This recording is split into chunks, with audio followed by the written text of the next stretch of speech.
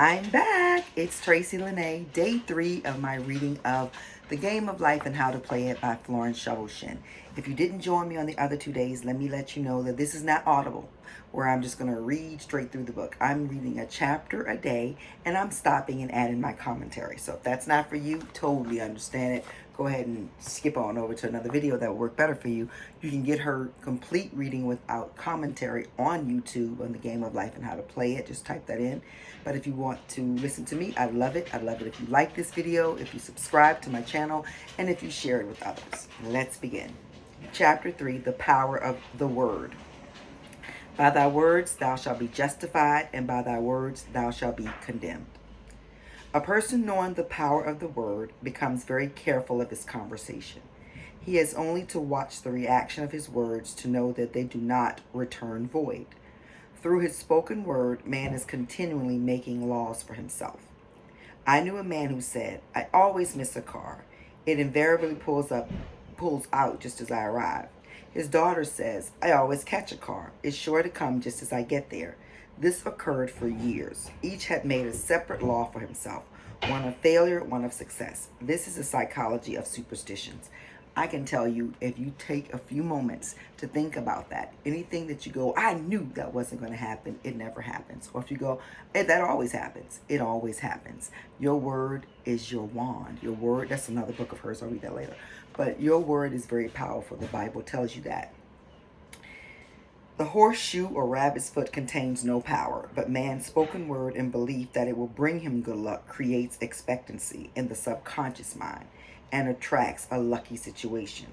I find, however, this will not work when man has advanced spiritually and knows a higher law. And I can say that for me and some of the people I know, those types of things don't work for us because we can pull from within and get that same result. However, I do believe that you use what you need to use while you need to use it and let it work for you until you grow up. There are levels in this thing. And I'm not saying, oh, I'm so higher than everybody spiritually, I don't need a rabbit's foot. I think it's kind of creepy carrying around the foot of a rabbit because that rabbit ain't attached to it. However, I do think lots of times as I live in like a country area, I'd see rabbits in my yard when I first go out in the morning and I go, oh, today is going to be abundant and prosperous. And it always is. I found one cannot turn back and must put away graven images. So once you've grown spiritually, the graven images don't work for you. For example, 2 men in my class had a great success in business for several months when suddenly everything went to smash. We tried to analyze the situation, and I found instead of making their affirmations and looking to God for success and prosperity, they had each bought a lucky monkey. I said, oh, I see. You have been trusting in the lucky monkeys instead of God. Put away the lucky monkeys and call on the law of forgiveness. For man has power to forgive or neutralize his mistakes. If you've done something that has not turned out well and you knew it wasn't going to turn out well because you knew it wasn't the best thing to do, forgive yourself. Put your hand on your heart. Take a deep breath in. Hold it. Feel the things swirling all around in your heart that don't belong there anymore. And when you exhale it out, let all that stuff go. So inhale the forgiveness. Bring the forgiveness in your body. Let it swirl around, gathering up all those things you need to forgive yourself for, and then exhale it out. And I'm talking about first forgiving yourself. Because before you can ask to be forgiven from someone else, you need to forgive yourself. Because that's when you can truly, in a state of actual expectancy, get that. Ask for it yourself. They decided to throw the lucky monkeys down a coal hole, and all went well again. This does not mean, however, that one should throw away every lucky ornament or horseshoe about the horse, but he must recognize that the power back of its one and only power is God. So God gave that power. I know I do have crystals, and I know there's some people like, oh, that's sacrilegious. But the Bible says even a rock shall cry out and worship God. So those are rocks. So they're crying out and they have the power. Everything is energy. I believe God uses everything, waste not anything. So they have energy in the crystal, and different crystals have different energies. And when I need to ground, when I need to lift up, when I need positivity, whatever I need, I know the crystal that has that power in it. And because I believe it has that power in it, it works. If you don't believe it, it won't work, and that's okay. I was with a friend one day who was in deep despair. Crossing the street, she picked up a horseshoe, Immediately, she was filled with joy and hope. She said God had sent her the horseshoe in order to keep her courage. It was indeed at that moment about the only thing that it could have registered in her consciousness. Some people just need that, and it's okay. Leave them be. Stop trying to make them you. Her hope became faith, and she ultimately made a wonderful demonstration. I wish to make the point clear that the men previously mentioned were depending on the monkeys alone, while this woman recognized the power back of the horseshoe. I know in my own case, it took a long while to get out of a belief that a certain thing brought disappointment. If the thing happened, disappointment invariably followed. I found the only way I could make a change in the subconscious was by asserting there are not two powers. There is only one power, God. Therefore, there are no disappointments, and this thing means a happy surprise. I noticed the change at once, and happy surprises commenced coming my way. Whenever you're having a negative thought, go ahead and stop it dead in its track and give it a positive thought. So get something that works for you and make it your mantra every time something is coming up to try to make you doubt yourself, to try to make you doubt what you're doing, to bring up old hurts in the past. You don't work anymore. I choose love. That's a good one because it's quick. I choose love. I choose to see love and abundance in all things. And continue to say it. The negative thought has no choice but to leave because you're the author of it and you can cancel it. I have a friend who said nothing could induce her to walk under a ladder. I said, if you are afraid, you are giving in to a belief in two powers, good and evil, instead of one. As God is absolute, there can be no opposing power unless man makes false evil for himself. To show you believe in only one power, God, and that there is no power or reality in evil. Walk under the next ladder you see. Soon after she went to her bank, she wished to open her box in the safe deposit vault, and there stood a ladder on her pathway. It was impossible to reach the box without passing under the ladder. She quailed with fear and turned back. She could not face the lion on her pathway. However, when she reached the street, my words rang in her ears, and she decided to return and walk under it. It was a big moment in her life, for ladders had held her in bondage for years. She retraced her steps to the vault, and the ladder was no longer there. This so often happens. If one is willing to do a thing he is afraid to do, he does not have to do it. You have to have courage. You're not perfect. None of us are perfect, but you can be brave. You can be brave enough to face that monkey, face that lion on your path, and you can do it. It is the law of non-resistance, which is so little understood. Someone has said that courage contains genius and magic. Face the situation fearlessly, and there is no situation to face. That doesn't mean just always be all in people's face being confrontational. There's a difference, and I think you know that. You don't have to be confrontational, but don't back down from having courage. That's not the same as somebody cut you off in traffic, so you go cut them back off, and y'all playing this little silly game of somebody could cause an accident. Nor does it mean that when somebody says something really ugly to you, you have to match their ugly words. Sometimes it takes courage to say, I'm going to let them have it because I'm not going to bring myself down to their level. Now, if they swing on you, I don't believe in that turning the other cheek. I believe rock the other cheek because they swung on you. That's what I believe. But everybody's different. You got to do what you got to do. But I do not believe in just letting somebody hit me and I go, I'm turning the other cheek. Get this out. You missed the spot. No, not doing that. Someone has said, okay, I already said that. The explanation is that fear attracted the ladder on the woman's pathway and fearlessness removed it. So things will come into your life that you're afraid of. But when you stand up to it, when you realize that fear is just false evidence appearing as real, it'll go away. I know that's tough because it's been tough for me. I deal with situations where I get fearful and I kind of walk away, but then I get the courage enough to walk back and usually it's not there. Or I decide this ain't gonna punk me, and then I go head on and make sure I get it done, and you can do that too. Thus, the invisible forces are ever working for man, who is always pulling the strings himself, though he does not know it. Owning to the vibratory powers of the words, whatever man voices, he begins to attract. People who continually speak of disease and invariably attract it. I love this woman, Louise Hay, and she says disease is just a dis-ease in your body. And she has a book called You Can Heal Your Life. And in that book, different things that are happening to you. She tells you what that thing attaches to, the fear that it attaches to, the situation that it attaches to. And it's always been right. When you have back pain, it's because you're living in the past and you're afraid to move forward. And you could have extra weight on your stomach area, which pulls on your back. But the extra weight on your stomach area is coming from you overeating to compensate for something else. Everything always has a spiritual meaning behind it. When you look for it, you will find it. After man knows the truth, he cannot be too careful of his words. For example, I have a friend who often says on the phone, "Do come to see me and have a fine old-fashioned chat." This old-fashioned chat means an hour of about 500 to 1,000 destructive words, the principal topics being loss, lack, failure, and sickness. One of the things that we do on social media, we say things like, if somebody makes a funny comment, we go, "Oh, I'm dead." You're not dead. Stop saying that. It was just funny. We say things like, "Laughing my ass off." Your ass didn't go nowhere. You just thought it was really funny. If you know me, you know that I'm very literal, and the meaning of the word, I use it for that, because I do not ever want to get caught up in saying something and then I see, the manifestation of it. I'm like, that's not what I meant, but that's what I said. Lots of times people use words and they go, "I ain't mean it like that." Well, how am I supposed to know what you mean? I'm using the definition of the word. You over here making up definition of words. No, we can't do that. That's not the way to have a good conversation with somebody. Somebody who does not use the meaning of the word for what it means, but decides what the word means, and you're supposed to guess what it means for their definition. You can't do that. She says, I reply, "No, thank you. I've had enough old-fashioned chats in my life. They are too expensive, but I would glad to have a new-fashioned chat and talk about what we want, not what we don't want."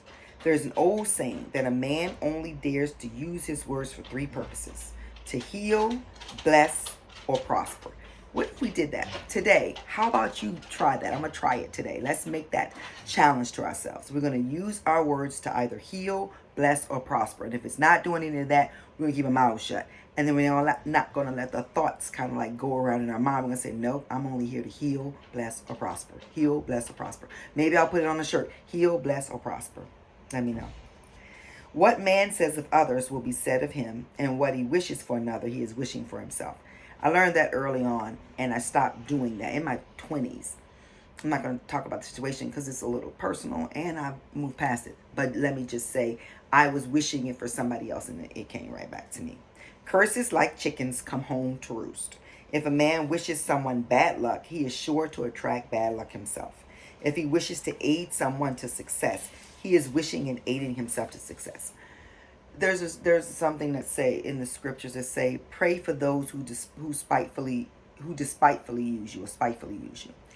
And I used to think, I ain't praying for them, huh? They want to use me, but I understand that they're trying to use me because they're broken, and they're broken because of something that happened in their life, and I can have that compassion and pray. Does not mean people have to stay in your life. You do not have to allow people to stay in your space that mean you harm. And you don't have to pray for them. You don't. But don't pray on them. Don't P-R-E-Y on them if you don't want to P-R-A-Y for them. The body may be renewed and transformed through the spoken word and clear vision, and disease be completely wiped out of the consciousness. The metaphysician knows that all disease has a mental correspondence, and in order to heal the body, one must first heal the soul. There are so many cases and people, you can go on YouTube and Google it, of people who had terminal diseases and then went through courses of forgiveness and everything was gone. It's real, y'all. We are killing ourselves by holding ourselves to the past or saying words that destroy. The soul is the subconscious mind, and it must be saved from wrong thinking. In the 23rd Psalms we read, "He restoreth my soul." This means that the subconscious mind or soul must be restored with the right ideas, and the mystical marriage is the marriage of the soul and the spirit, or the subconscious and super subconscious mind. They must be one. When the subconscious is flooded with the perfect ideas of the superconscious, God and man are one. I and the Father are one. That is, he is one with the realm of perfect ideas, and he is the man made in God's likeness and image, imagination, and is given power and dominion over all created things, his mind, body, and affairs. It is safe to say that all sickness and unhappiness come from the violation of the law of love.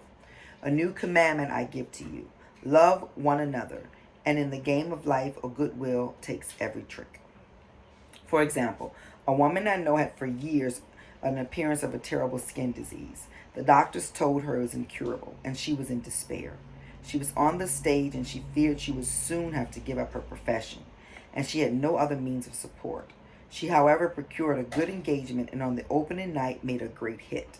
She received flattering notices from the critics and was joyful and elated.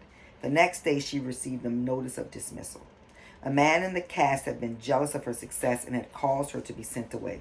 She felt hatred and resentment taking complete possession of her, and she cried out, "Oh God, do not let me hate this man." That night she worked for hours in silence. She said, "I soon came into a very deep silence and seemed to be at peace with myself, with the man, and with the whole world. I continued this for 2 following nights, and on the third day I found I was healed completely of the skin disease. In asking for love or goodwill, she had fulfilled the law, for love is the fulfilling of the law, and the disease which came from her subconscious resentment was wiped out." She probably had been resenting people all her life, and it was coming out through a skin disease.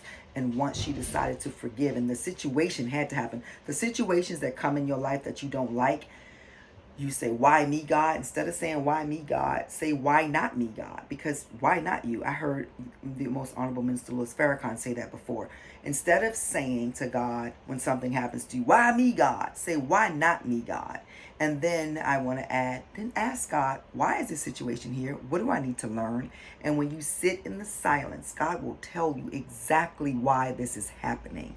And then you can proceed from there and move on. But the forgiveness, it is so important. And forgiveness is not a pass for people to keep bringing bad behaviors in your life. It just means you're detaching yourself from them so that they can continue that bad behavior if they want to, just not with you in the way, right? You're not laying on the floor with "Welcome, step all over me on my face," and they're just doing that. Continual criticism produces rheumatism, as critical and harmonious thoughts cause unnatural deposits in the blood which settle in the joints. False growths are caused by jealousy, hatred, unforgiveness, fear, etc. Every disease is caused by a mind not at ease, and that is the truth. You say, "Oh, it's genetic. I got it because my mama got it, or her mama got it." That's because you all have the same thoughts. You being raised by your mother probably act like your mother. Your mother being raised by her mother acts like her mother. So those the grudges your mother, you saw your mama holding, you learn how to hold grudges. So it's definitely genetic, but you can break that genetic thing and not have that disease. I said once in my class, there's no use asking anyone, "What's the matter with you?" We might as well just say, "Who's the matter with you?" Unforgiveness is the most prolific cause of disease. It will harden arteries or livers and affect the eyesight. In its train are endless ills. I learned early on that you can forgive people, and then if they continue to do the situation, you just forgive them over and over, like Jesus said. "How many times do I forgive?" Somebody asked, and he said 7 times 70. We wasn't saying once you get to that number, then that's it, don't forgive no more. I believe what he was saying is you just continue to forgive. Now, this is something that just came to me. Maybe what Jesus was saying is when you forgive somebody to that number of 7 times 70, then God gonna move them out your life because you done forgiven them enough, and God's like, "You got to go," because you just keep on having to make this person come forgiven. And I didn't heard this story too many times. So shonk, get on from that person, then maybe they'll change. Who knows? I called on a woman one day who said she was ill from having eaten a poisoned oyster. I replied, "Oh no, the oyster was harmless. You poisoned the oyster. What's the matter with you?" She answered, "Oh, about 19 people." She had quarreled with 19 people and had become so inharmonious that she attracted the wrong oyster. That's another thing. I believe that when you are in harmony with yourself, you'll hear a voice say, "Don't do that," or "Don't do this," because that's where harm is, and you won't be harmed. And if harm does come, maybe it was something in it. I don't know. Any inharmony on the external indicates there's mental harm, inharmony. As within, so without. Man's only enemies are within himself. And a man's foes shall be those of his own household. And that's because you live with people. Those are the people you see all the time. So those are the people you're going to have the most times to sharpen your personality, because that's who you see all the time. Personality is one of the last enemies to be overcome, as this planet is taken its initiation into love. It was Christ's message: peace on earth, goodwill towards man. The enlightened man therefore endeavors to perfect himself upon his neighbor. His work is with himself, to send out goodwill and blessings to every man. And the marvelous thing is that as one blesses a man, he has no power. Though, and the marvelous thing is that if one blesses a man, he has no power to harm him. For example, a man came to me asking to treat for success in business. He was selling machinery, and a rival appeared on the scene with what he proclaimed was a better machine, and my friend feared defeat. I said, first of all, we must wipe out all fear and know that God protects your interest, and that the divine idea must come out of the situation. That is, the right machine will be sold by the right man to the right man. And added, don't hold one critical thought towards that man. Bless him all day, and be willing not to sell your machine if it isn't the divine idea. So he went to the meeting, fearless and non-resistant, and blessing the other man. He said the outcome was very remarkable. The other man's machine refused to work, and he sold his without the slightest difficulty. But I say unto you, love your enemies, bless them that curse you, do good to them that hate you, and pray for them which spitefully use and persecute you. That's what we were just talking about. And I think that when you bless somebody who curses you, you're really just sending back to them what they were trying to send to you.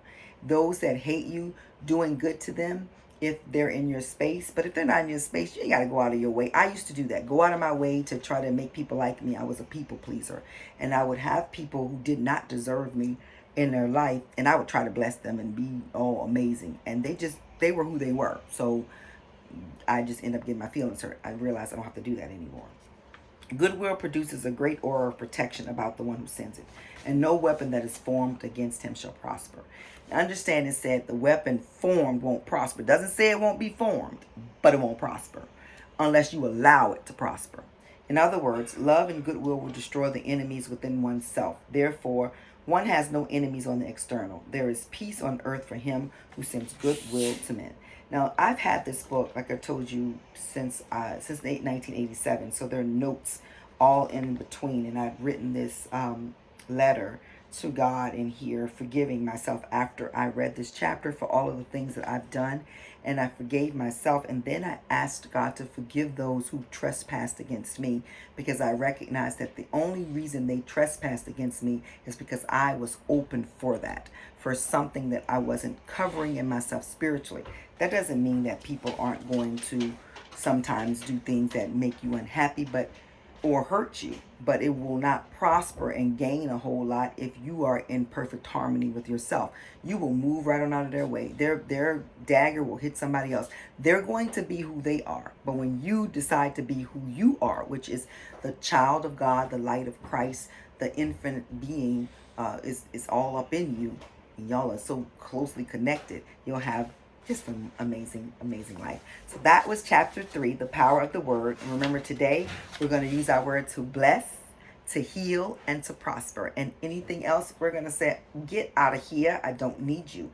We're going to make sure that every time a negative thought comes up, we counter it with 5 positive thoughts and move it out the way. You can tap, you can meditate, you can sing, you can dance, you can do whatever you need to do to stay yourself into the space of joy and love and peace. And join me tomorrow for the law of non-resistance. Don't forget to like this video, to subscribe to my channel, and to share it if you see fit. I'll see you tomorrow with the game of life and how to play it. Have an amazing day. Bless, heal, and prosper.